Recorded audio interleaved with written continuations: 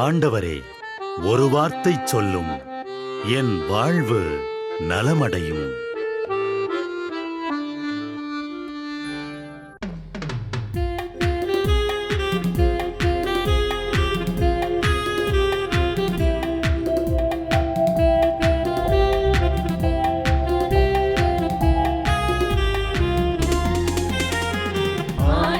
வார்த்தை வல்லமை தருவது அல்லேலூயா.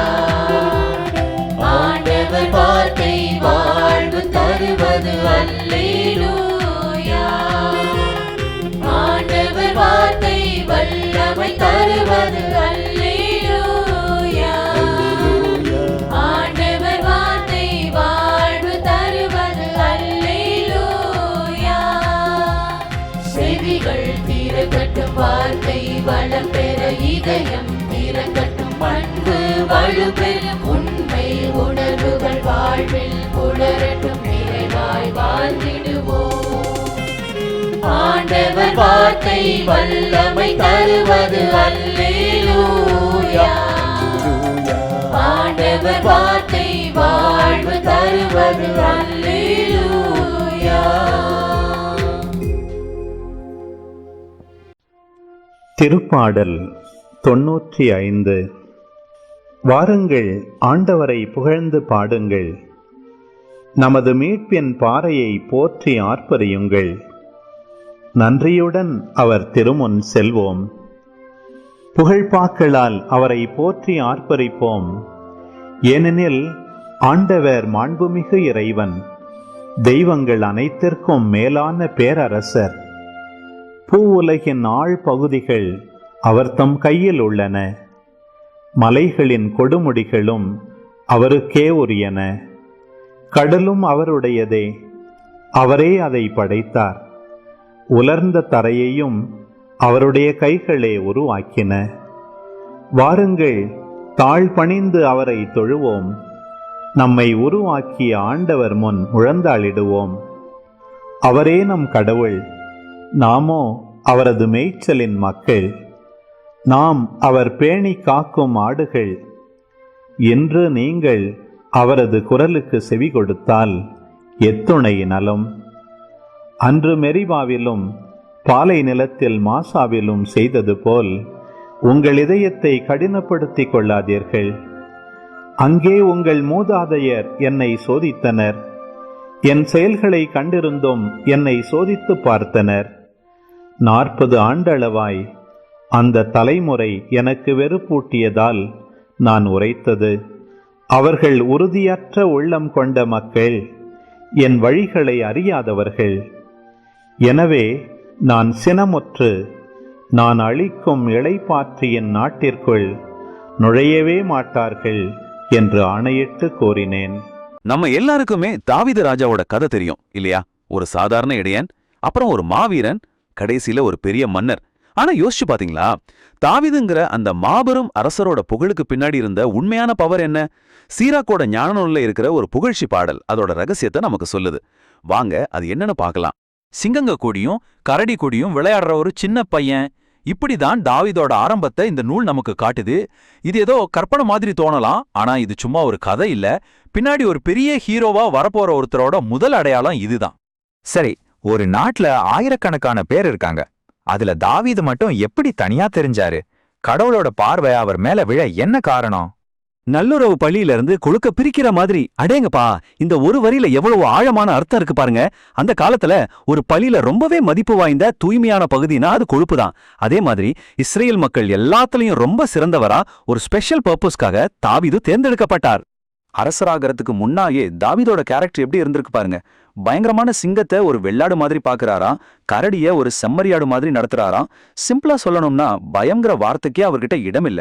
இதுதான் பின்னாடி ஒரு பெரிய வாரியரா அவர் உருவாகிறதுக்கு பேஸ்மெண்டா இருந்திருக்கு. சரி, இவ்ளோ தைரியம் இருக்கிற ஒரு யங்ஸ்டருக்கு தன்னோட திறமைய உலகத்துக்கு பாட்டுறதுக்கு ஒரு சான்ஸ் வேணும் இல்லையா? அந்த சான்ஸ் தான் கோலியாத்துங்கிற ஒரு ராட்சசன் ரூபத்துல வந்துச்சு. இப்போ கலர் ரெடி ஆயிடுச்சு. ஒரு பக்கம் மலை மாதிரி நின்னுட்டு நான் தான் பெரிய ஆளுன்னு பெருமை பேசிக்கிட்டு இருந்த ராட்சசன் கோலியாத், இன்னொரு பக்கம் கையில ஒரு கவன் கல்லோட மனசுல முழு நம்பிக்கையோட நின்னுட்டு இருந்த சின்ன பையன் தாவீது. இது வெறும் 2 பேருக்கு நடுவுல நடந்த சண்டை இல்ல, இது திமிருக்கும் அசைக்க முடியாத நம்பிக்கைக்கு நடுவுல நடந்த ஒரு போர். ஒரே ஒரு கவன்கல், அவ்வளோதான். அந்த ஒரு கல் ஒரு ராட்சசனை கீழே விழ வச்சது மட்டும் இல்ல, ஒரு தேசத்தோட மானத்தையே காப்பாத்துச்சு. இது மூலமா தாவீது என்ன ப்ரூவ் பண்ணாருன்னா, உண்மையான பலம்ங்கிறது நம்ம கையில இருக்கிற ஆயுதத்திலயோ நம்ம உருவத்திலயும் இல்ல, அது நம்ம நம்பிக்கையோட ஆழத்துல தான் இருக்கு. 10,000, ஆமா 10,000. இந்த வெற்றிக்கு அப்புறம் மக்கள் தாவீத இப்படிதான் கொண்டாடுனாங்க. சவுல் 1000 பேரை கொன்னாரு, ஆனா தாவீது 10,000 பேரை கொன்னாருன்னு பாட்டு பாடுனாங்க. அந்த ஒரு நிமிஷத்துல அவர் வெறும் இடையன் இல்ல, அவர் மக்களோட தலைவர், ஒரு மாபெரும் ஹீரோ. மக்களோட மனசுல ஒரு ஹீரோவா இடம் பிடிச்ச தாவீது இப்போ ஒரு ராஜாவா நாட்டை காப்பாத்த வேண்டிய நிலைமையில இருந்தாரு. போர்க்களத்துல அவரோட வெற்றி பயணம் தொடர்ந்துகிட்டே இருந்துச்சு. தாவீதோட ஆட்சி காலம்னாலே அது ஒரு தொடர் வெற்றி காலம்தான். 4 பக்கமும் இருந்த எதிரிகளை ஒடுக்குனாரு. குறிப்பா சொல்லணும்னா பெலிஸ்தியர்களோட அதிகாரத்தை அடியோடு நசுக்குனார். இதனால என்ன ஆச்சுன்னா, இஸ்ரேல் ரொம்ப பாதுகாப்பான, யாரும் அசைக்க முடியாத ஒரு தேசமா உருவாச்சு. அவரோட பவர் கேள்விக்கே இடமில்லாமல் நிரூபிக்கப்பட்டுச்சு. ஆனா ஒரு நிமிஷம் யோசிப்போம், இவ்வளோ வெற்றி, இவ்வளோ பவர், தாவீதோட உண்மையான பலத்துக்கு காரணம் அவரோட வாள் மட்டும்தானா? இல்ல, அதுக்கு பின்னாடி வேற ஏதாவது சக்தி இருந்துச்சா? இந்த கேள்விதான் கதையோட மைய புள்ளிக்கே நம்மள கூட்டிட்டு போகுது. இங்கதான் தாவீதோட கேரக்டரோட இன்னொரு சைடு நமக்கு தெரிய வருது. போர்க்களத்துல அவர் எவ்வளோ பெரிய வீரரா இருந்தாரோ அதே அளவுக்கு பெரிய பக்தராவும் இருந்திருக்காரு. அவரோட வீரத்தையும் பக்தியையும் பிரிக்கவே முடியாது. அவர் செஞ்ச எல்லா காரியத்திலையும் கடவுளுக்கு நன்றி சொன்னாரு. அவரோட முழு மனசோட பாட்டு பாடி புகழ்ந்தாரு. அவரை படைச்சவர் மேல ரொம்ப அன்பு வச்சிருந்தாரு. இதுதான் தாவீதோட சீக்ரெட். அவரோட ஒவ்வொரு வெற்றிக்கு பின்னாடியும், ஒவ்வொரு செயலுக்கு பின்னாடி இருந்தது கடவுள் மேல அவர் வச்சிருந்த அந்த அசைக்க முடியாத அன்புதான். அந்த அன்புதான் பாட்டா புகழ்ச்சியா வெளியே வந்துச்சு. தாவீதோட பக்தி அவரோட மட்டும் நின்னுடல, அவர் வழிபாட்டையே ஒரு மக்கள் இயக்கமா மாத்தினாரு. எப்படின்னா, பலிபீடத்துக்கு முன்னாடி பாடுறதுக்கு பாடகர்களை நியமிச்சாரு. திருவிழாக்களை எல்லாம் ஒரு சிஸ்டமேட்டிக்கா கொண்டாட வச்சாரு. விடியற்காலையில இருந்து அந்த கோயில் முழுக்க புகழ்ச்சி பாடல்களால எதிரொலிக்க செஞ்சாரு. சொல்லப்போனா வழிபாட்ட மக்களோட அன்றாட வாழ்க்கையோட மையமா மாத்திட்டாரு. சரி, இவ்வளவு பக்தி, இவ்வளவு நம்பிக்கை, இவ்வளவு செயல்கள், இதுக்கெல்லாம் கிடைச்ச ரிசல்ட் என்ன? அது மனுஷங்க கிட்ட இருந்து கிடைச்ச ஒரு பரிசு இல்ல, அது கடவுள்கிட்ட இருந்து கிடைச்ச ஒரு நிரந்தரமான வாக்குறுதி. இந்த உடன்படிக்கைங்கிறது சும்மா பாவ மன்னிப்பு மட்டும் கிடையாது. இது ஒரே ஒரு தலைமுறைக்கு மட்டும் இல்ல. தாவீதோட பாவங்கள் எல்லாம் மன்னிக்கப்பட்டு அவரோட பவர் என்றென்றைக்கும் நிலைநிறுத்தப்படும். அவரோட சிம்மாசனம் இஸ்ரேல்ல எப்பவுமே நிலைச்சு நிக்கும்னு கடவுள் பிராமிஸ் பண்ணாரு. இதுதான் ஒரு மனுஷன் தன்னோட வாழ்க்கையில அடையக்கூடிய அல்டிமேட் அங்கீகாரம். அப்போ இத்தனை நூற்றாண்டுகளுக்கு அப்புறமும் தாவீதோட கதை நமக்கு என்ன சொல்ல வருது? ஒரு மனுஷனோட உண்மையான பெருமை அவன் ஜெயிச்ச போர்கள்லயோ இல்ல அவன் கட்டின சாம்ராஜ்யத்திலயோ மட்டும் இல்ல. அது அவன் முழு மனசோட பாடின புகழ்ச்சி பாடல்கள்லயும் அவன் காட்டின நன்றியுணர்வுலையும் தான் இன்னைக்கும் நிலைச்சு நிக்குது. ஒருவேளை நம்மளோட உண்மையான லெகசிங்கிறது நாம என்ன சாதிக்கிறோங்கிறது இல்ல, நாம யாருக்கு நன்றி சொல்றோங்கிறத பொறுத்ததுதானோ. திருப்பாடல் 51. கடவுளே, உமது பேரன்புக்கேற்ப எனக்கு இரங்கும். உமது அளவற்ற இரக்கத்திற்கேற்ப என் குற்றங்களை துடைத்தருளும். என் தீவினை முற்றிலும் நீங்கும்படி என்னை கழுவியருளும். என் பாவம் அற்றுப்போகும்படி என்னை தூய்மைப்படுத்தியருளும். ஏனெனில் என் குற்றங்களை நான் உணர்கின்றேன். என் பாவம் எப்போதும் என் மனக்கண் முன் நிற்கின்றது. உமக்கு எதிராக நான் பாவம் செய்தேன், உம் பார்வையில் தீயது செய்தேன். எனவே உம் தீர்ப்பினால் உம் நீதியை வெளிப்படுத்தியுள்ளீர். உம் தண்டனை தீர்ப்பில் நீர் மாசற்றவராய் விளங்குகின்றீர். இதோ தீவினையோடு என் வாழ்வை தொடங்கினேன். பாவத்தோடே என் அன்னை என்னை கருத்தாங்கினாள். இதோ நீர் விரும்புவது உள்ளத்து உண்மையையே. மெய்ஞானத்தால் என் மனத்தை நிரப்பும். ஈசோப்பினால் என்னை கழுவியருளும், நான் தூய்மையாவேன். என்னை கழுவியருளும், உறைபனியிலும் வெண்மையாவேன். மகிழ்வொலியும் களிப்போசையும் நான் கேட்கும்படி செய்யும். நீர் நொறுக்கிய என் எலும்புகள் களி கூர்வனவாக. என் பாவங்களை பாராதபடி உம் முகத்தை மறைத்துக் கொள்ளும். என் பாவக்கரைகளையெல்லாம் துடைத்தருளும். கடவுளே, தூயதோர் உள்ளத்தை என்னுள்ளே படைத்தருளும். உறுதி தரும் ஆவியை, புதுப்பிக்கும் ஆவியை என்னுள்ளே உருவாக்கியருளும். உமது முன்னிலையிலிருந்து என்னை தள்ளிவிடாதேயும். உமது தூய ஆவியை என்னிடமிருந்து எடுத்து விடாதேயும். உம் மீட்பின் மகிழ்ச்சியை மீண்டும் எனக்கு அளித்தருளும். தன்னார்வ மனம் தந்து என்னை தாங்கியருளும். அப்பொழுது குற்றம் செய்தோர்க்கு உம் வழிகளை கற்பிப்பேன். பாவிகள் உம்மை நோக்கி திரும்புவர். கடவுளே, எனது மீட்பின் கடவுளே, இரத்த பழியினின்று என்னை விடுவித்தருளும். அப்பொழுது என் நா உமது நீதியை முன்னிட்டு பாடும். என் தலைவரே, என் இதழ்களை திறந்தருளும். அப்பொழுது என் வாய் உமக்கு புகழ் சாற்றிடும். ஏனெனில் பலியினால் உம்மை மகிழ்விக்க முடியாது. நான் எரிபலி செலுத்தினாலும் நீர் அதில் நாட்டங்கொள்வதில்லை. கடவுளுக்கேற்ற பலி நொறுங்கிய நெஞ்சமே. கடவுளே, நொறுங்கிய குற்றமுணர்ந்த உளத்தை நீர் அவமதிப்பதில்லை. சீயோனுக்கு இன்முகம் காட்டி நன்மை செய்யும். எருசலேமின் மதில்களை மீண்டும் கட்டுவீராக. அப்பொழுது எரிபலி, முழு எரிபலி எனும் முறையான பலிகளை விரும்புவீர். மேலும் இளங்காளைகள் உமது பீடத்தில் பலியாக செலுத்தப்படும். நாம இன்னைக்கு பழங்கால நூல்கள்ல இருந்து 2 ஆழமான கதைகளை பத்தி பார்க்க போறோம். இங்க நம்பிக்கை அதிகாரத்தை சந்திக்குது. ஆனா முடிவு மட்டும் 2 பேருக்கும் 2 விதமா அமையுது. ஒன்னு ஒருத்தருக்கு கிரீடத்தை கொடுக்குது, இன்னொன்னு மரணத்தை கொடுக்குது. இந்த விசித்திரமான பயணத்துல என்ன நடந்ததுன்னு பார்க்கலாம் வாங்க. சரி, வாங்க உள்ள போலாம். இங்க நம்ம கிட்ட 2 முக்கியமான நபர்கள் இருக்கிறாங்க. ஒரு பக்கம் தாவீது ராஜா, கடவுளால உயர்த்தப்பட்ட ஒரு மாபெரும் மன்னர். இன்னொரு பக்கம் திருமுழுக்கு யோவான், உண்மைக்காகவே உயிர் விட்ட ஒரு தீர்க்கதரிசி. பாத்தீங்கன்னா, ஒருத்தரோட நம்பிக்கை அவருக்கு கிரீடத்தை கொடுக்குது, இன்னொருத்தரோட நம்பிக்கையோ அவரோட தலையே எடுக்குது. இது எப்படி சாத்தியம்? சரி, நாம இதை எப்படி பார்க்க போறோம்னா, முதல்ல இந்த 2 கதைகளை பத்தி பார்ப்போம். அப்புறம் அவங்களோட புகழ்ச்சியும் நேர்மையும் எப்படி இருந்துச்சுன்னு பார்ப்போம்.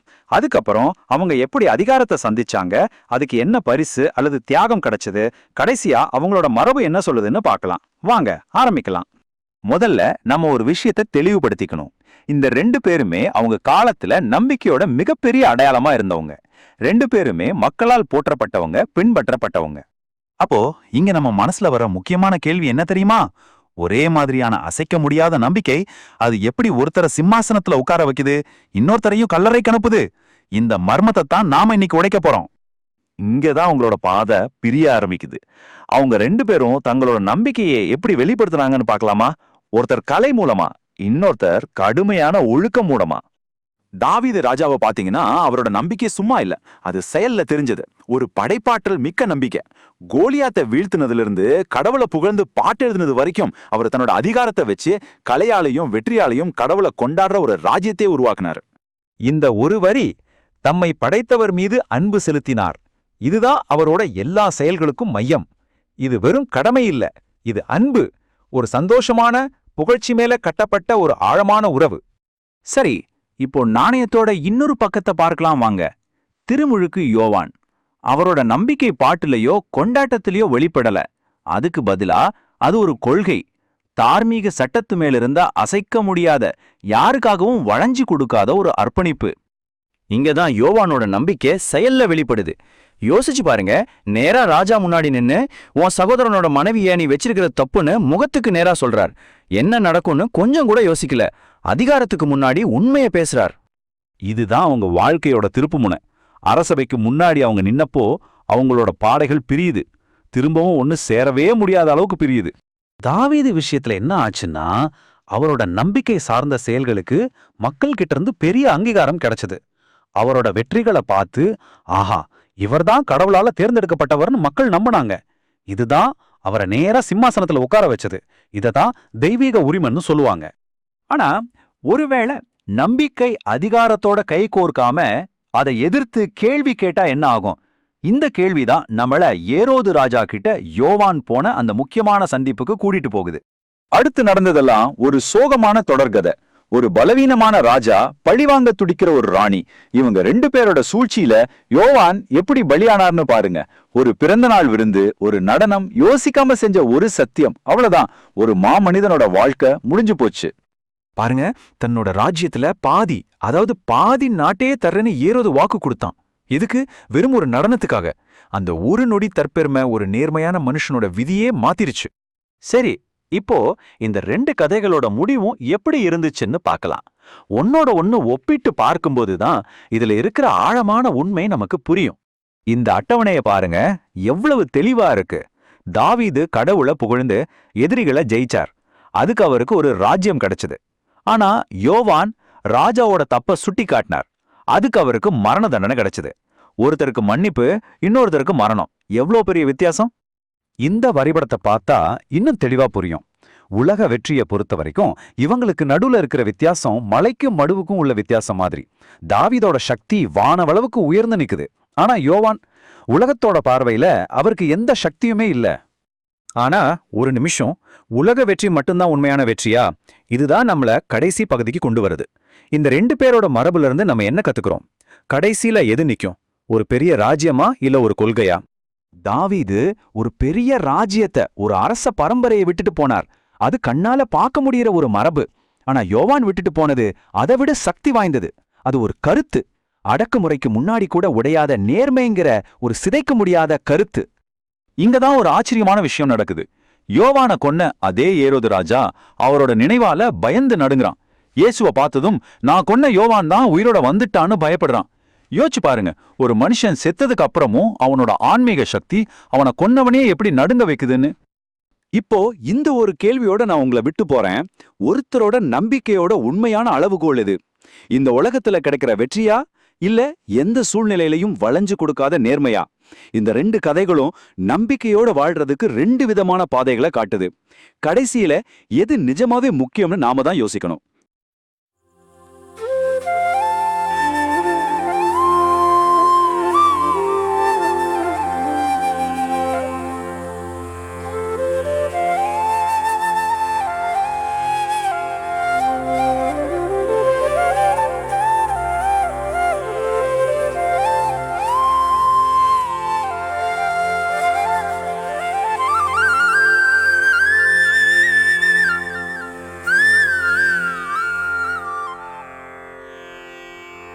தந்தை, மகன், தூய ஆவியின் பெயராலே ஆமென். வானகத் தந்தையே இறைவா, உம்மை போற்றுகிறோம். இயேசுவே ஆண்டவரே, உம்மை போற்றுகிறோம். தூய ஆவியானவரே, உம்மை போற்றுகிறோம். மூவொரு இறைவா, உம்மை போற்றுகிறோம். அருள் நிறை மரியே, எங்கள் ஆண்டவரின் தாயே, உம்மை போற்றுகிறோம். எங்கள் வானக தந்தையே இறைவா, கடந்த இரவு முழுவதும் எங்களை காத்து கண்ணயரச் செய்த உமது அருள் அன்புக்காக நன்றி கூறுகிறோம். நீர் தந்த இந்த புதிய நாளுக்காக நன்றியோடு உம்மை போற்றுகிறோம். எங்கள் வாழ்வில் ஒரு நாளை கூட்டித் தந்தமைக்காக உமக்கு நன்றி கூறுகிறோம். எங்கள் இயேசுவே ஆண்டவரே, காலைதோறும் உமது அருளன்பால் இரக்கத்தால் எங்களை நிரப்புவதற்காக நன்றி கூறுகின்றோம். இந்த நாளில் நீர் எங்கள் மீட்பராகவும் ஆண்டவராகவும் நல்ல ஆயனாகவும் இருந்தருளுமாறு உம்மை வேண்டுகிறோம். இயேசுவே, இன்று எங்களோடு தங்கும். எங்களை எமது விருப்பப்படியன்று உமது திருவுளப்படியே வழிநடத்தும். எங்கள் தொழிலை, முயற்சிகளை, உழைப்பை, படிப்பை, வேலைகளை ஆசீர்வதியும். தூய ஆவியானவரே, எங்கள் வழித்துணையாளரே, இன்று முழுவதும் எங்கள் ஞானமாய், ஆற்றலாய், சக்தியாய் இருந்தருளும். தீமைகளை வெல்ல இந்நாளில் எங்களுக்கு மன உறுதியை தாரும். எங்களை சந்திப்பவருக்கு அமைதியை, அன்பை, ஆறுதலை கொடுக்கும்படியாக எங்கள் உள்ளங்களையும் இல்லங்களையும் உமது தெய்வீக அமைதியால், அன்பால் நிரப்பியருளும். மூவொரு இறைவா, இந்த நாளையும் எங்களையும் எங்கள் எண்ணங்களையும் செயல்பாடுகளையும் பயணங்களையும் ஆசீர்வதியும். நாங்கள் சந்திக்கும் மனிதர்கள், எங்கள் குடும்பத்தார், உற்றார் உறவினர், எங்கள் நண்பர்கள் மற்றும் எல்லோருக்கும் துணையாயிருந்தருளும்.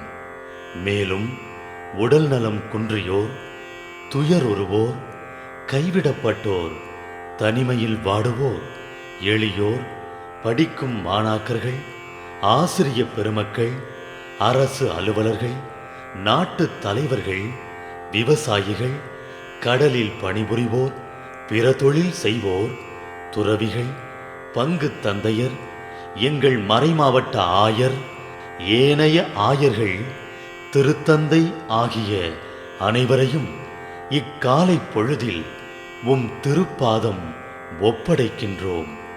அனைவரையும் ஆசீர்வதித்து பாதுகாத்து வழிநடத்தியருளும். அம்மா மரியே, எங்கள் ஆண்டவரின் தாயே, உம் கருணை மிகு அருட்பார்வை எனும் அடைக்கல கோட்டைக்குள்ளே இன்று முழுவதும் எங்கள் ஒவ்வொருவரையும் அரவணைத்து எந்த சூழ்நிலையிலும் உம்மையும் உம் திருமகன் இயேசுவையும் விட்டு பிரியாதபடி எங்களை பாதுகாத்து வழிநடத்தி அருளும்.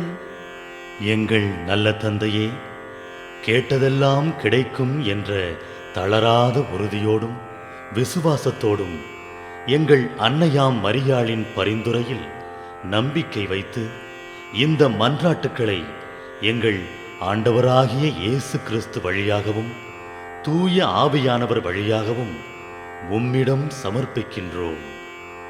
எங்கள் வானகத் தந்தையே, போற்றி போற்றி. எங்கள் ஆண்டவராகிய இயேசுவே, போற்றி போற்றி. தூய ஆவியானவரே, போற்றி போற்றி.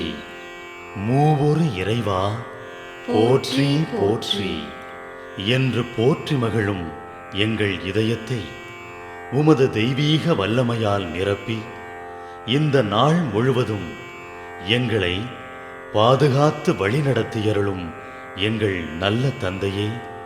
ஆமென்.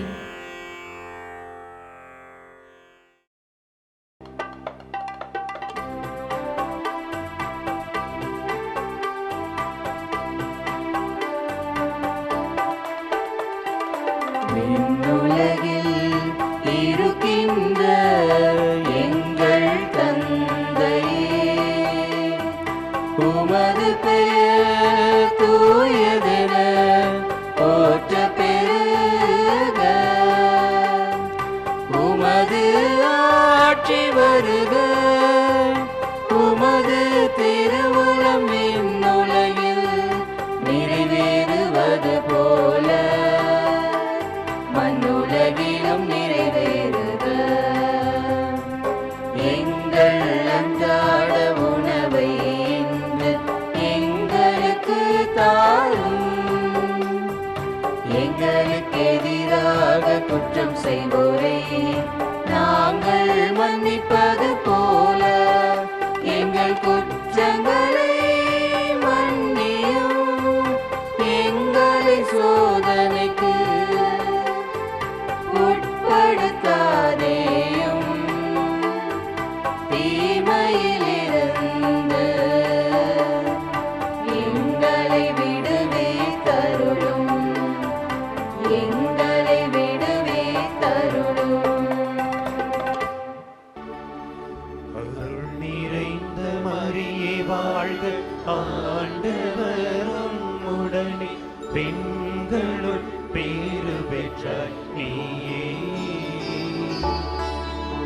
உம்முடைய திருவயிற்றின் கனியுமான இயேசுவும் ஆசி அருள பெற்றவர்.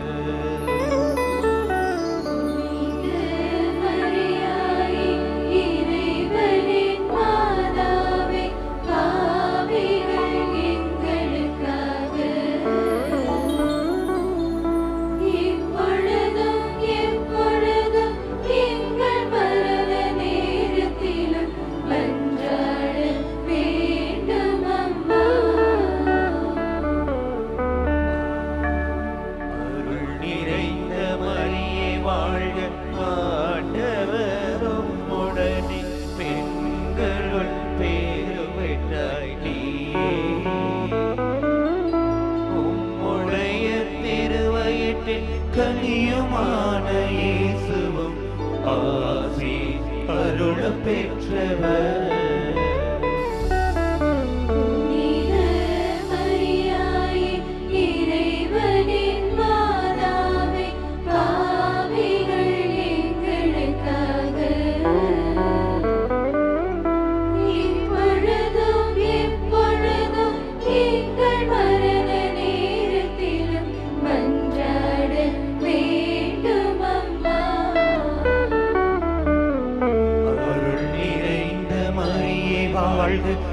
ஆண்டவர் உம்முடன்